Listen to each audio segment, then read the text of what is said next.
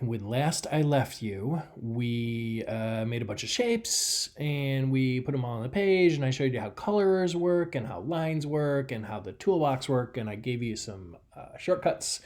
Now let's actually design something that looks like a design. Okay, so there's a couple different elements that you're going to need for your page design. You're going to need a story first, so let's put something on there that looks like a story. In the first video, I didn't get to this, but now I'm going to go to my text tool. It's the T. And when I click on that T, I always wanted what's called define text space. I don't really like just clicking and letting go and starting to type. I want to, with my text tool, it didn't actually change. With my text tool, I want to actually draw a text box. I'm going to draw it pretty big. Okay, and you can see now that the box is there, at least you can see the bottom part of it, and I have a cursor here and I can start typing hello. And I can zoom in so you can see that, right? And I can zoom back out so we know it's there. I can also do what's called, this is a great little trick, I can fill with placeholder text, and that's what makes it look like there's an actual story on there even before I've typed the story. And this is what you're going to want to do for yours. All of these shortcuts on a Mac, if I hold Control on my keyboard with my left hand and I click, I get this menu to pop up. If you happen to be on a PC, it's a right click. The right click on a PC is the same as control click on a Mac. So I control clicked, and now I'm going to go to the choice that says fill with placeholder text. These are actually a lot of things that we'll use. The one I'm using right now is fill with placeholder text, and you can see it gives me a story. Okay, it's like fake Latin is what this story is in. It's not actually even real Latin, but it fills it in. You notice it's even sort of paragraphed, kind of, so that it is just sort of intended to look like an actual story. And this is what you're going to use for your text. Okay. Now, if I hit Command A here, remember when I hit Command A on my pointer tool, it just selected everything that was on my page. If I'm in my cursor and hit Command A, it's going to select that story, right? And so now everything is highlighted. I could, if I wanted to, just drag over it, or I can just click anywhere in it and hit Command A. Okay. And that selects all. All right. So a couple things we want to think about with regard to this text.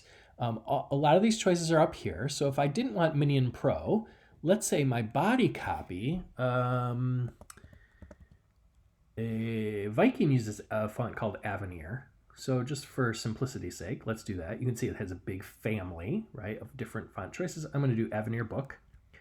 Okay, that's a sans serif font. It doesn't have the little feet on it. Times New Roman is a serif font. It's got those little feet. Okay, 12 points a little bit big for a story, actually. It doesn't seem like it is, but for newspaper or magazine print, normally you're at 10 at the most or maybe 9. So I'm going to change to 9. Okay, and you can see now I have this big text box and my text doesn't actually fit in it. Okay, the other things, couple things that I want to do, up here in the left-hand corner where I have the A, I'm going to actually switch to the paragraph formatting, the little paragraph tool. Okay, and I have the shortcut here for justify. I want you to not ever use this, justify, excuse me, justify all lines, because it stretches them all out and looks really weird. So don't use that one. I even kind of hate that it's on there. I'm gonna use this one. And that's justify all lines except the last line of a paragraph, so it doesn't try to stretch it all the way across. And you notice now, remember we talked about this with crap and alignment, it's even on the right-hand side and it's even on the left-hand side. And that's normally how stories look. They're even on both sides. Okay, I'm going to select it all again. And now the other choice I want to do is this one, which is indent each of the paragraphs. Okay, a tab is too big. So if I zoom in here and I was to hit tab, that's just too big a space. We don't actually use spaces that big. So I'm going to zoom back out. I'm going to select all. Normally it's about a pica. And so I can use this arrow, excuse me, or I can just highlight that and change it to 1. And since I'm in picas, I can just hit enter. And you see how that actually indented each paragraph by a pica. Okay, it looks a little weird now because this isn't really how we do stories. We don't have stories run all the way across the page. We do them in columns. Remember when I set up the page, we could do the page in columns, but we don't really need to. What I want to do is just do the story in columns. So I'm actually going to fill the rest of this with placeholder text. And the nice thing is it should come in at the same with the same attributes that I already selected. So I'm going to control click there, fill with placeholder text again, and it just now fills the rest of that box. Okay, so I have lots of story, more than I need, really. Excuse me, I'm gonna need a drink of water. This is the most I've actually talked, I think, since school let out in March. So my throat is dry.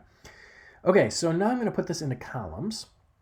And again, I'm going to click in it, and I'm going to go back to control click. These things are up here in the menu, but I think it's easier to control click. The one I want now is not filled with placeholder text, which actually doesn't even show up because I'm not on my text tool, I'm on my pointer tool. This one I want is called text frame options. I'm going to move this out of the way so you can see what it does. Okay, I got a couple different choices here. The one that I'm looking at for our purposes now is here, number of columns.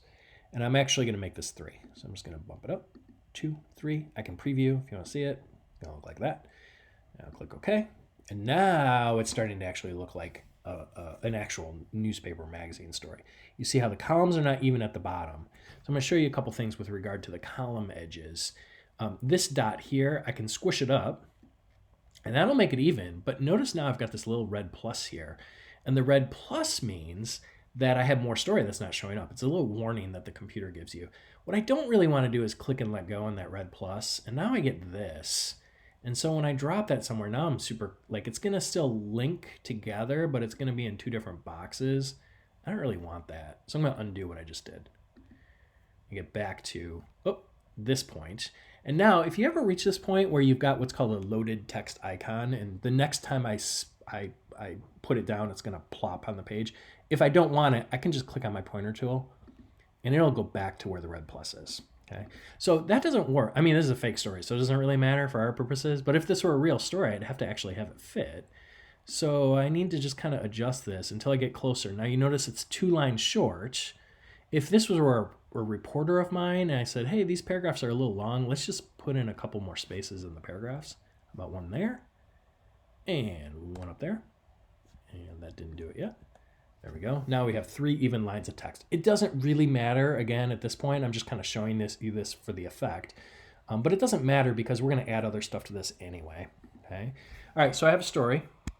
I'm going to hold shift and just arrow it down a little bit because I need room at the top for a headline.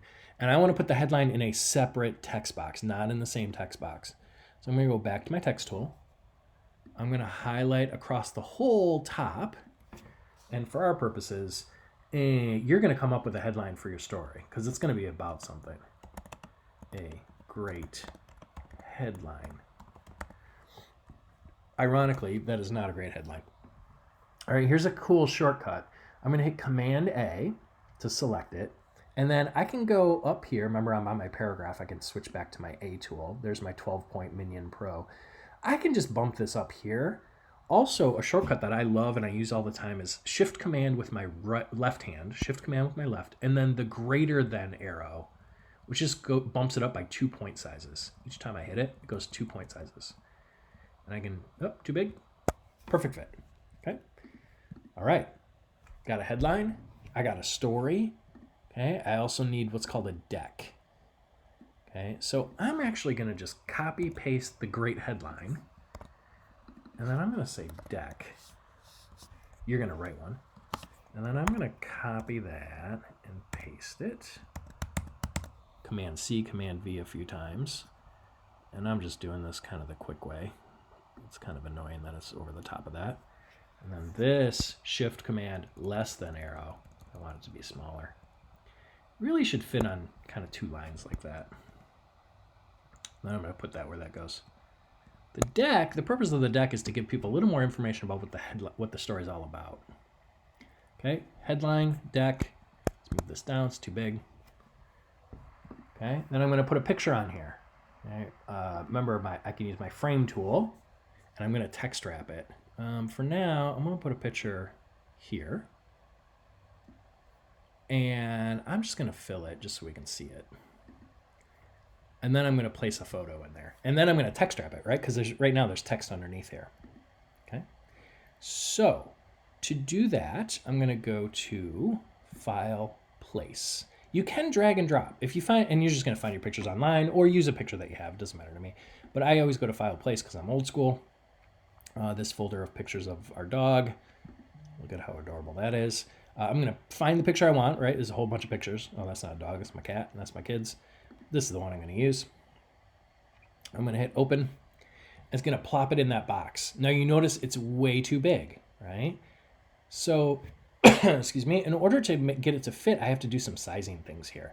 This is where the other pointer tool comes in. So far, we've just used the selection tool, which now allows me to drag it around or size the box if I wanted to make the box bigger, but I don't. Okay. What I want to do is I want to size the dog in and leave the box the same size. So if I click in the middle, I get that little target, and you can see on your screen this brown line that goes around. That's the actual size of the photo. Now, if I was smart, I could size this photo in Photoshop. I could actually make it the size that it's supposed to be, but I didn't. I just plopped it in there, and this is going to happen to you too because you're just going to plop them in from InDesign. Okay, now that I click in the middle and I get these dots, actually, this is kind of important. I want to hold Shift and Command before I size it, and that actually keeps it proportional. And if you saw how I paused, and then I sort of just shrink it down like so. And then I got to zoom out because I can't even see the bottom of the picture. I'm going to zoom in this way like so. And I can also, because I have a little space up here, I can actually use my arrow keys and I can move the dog around without moving the box. So see how I don't want to cut off the top of his head. I want him to be sort of like right there. Okay. All right, it's still not wrapped, right? The story is going behind it, but now I have that picture and it's fitting in the box. I'm going to undo those things. I'm undoing. Oops. Okay. Let's plop them back in. Because I'm going to show you one other thing that you can do, and that's if I control click and I go to fitting, just right here in the middle. This is a little tricky because you have to sort of figure out the one that you want. I want to fit content proportionally. I don't want to do this, fit content to frame, because that's going to stretch the picture to fit the frame, and you don't want your pictures stretched. So I'm going to do that one. And you can see it didn't, I drew a box that wasn't quite the same size as the photo that I put in it, so I don't want this extra purple. So now I'm going to click there again in the middle. I'm going to Shift Command, and I'm going to drag, and this time I'm dragging the other way because it made it a little too small. Okay. All right. Good for now. I'm going to stop this video, and we're going to do a part 3, and then I think you'll have all the information you need to make this work. See you in a bit.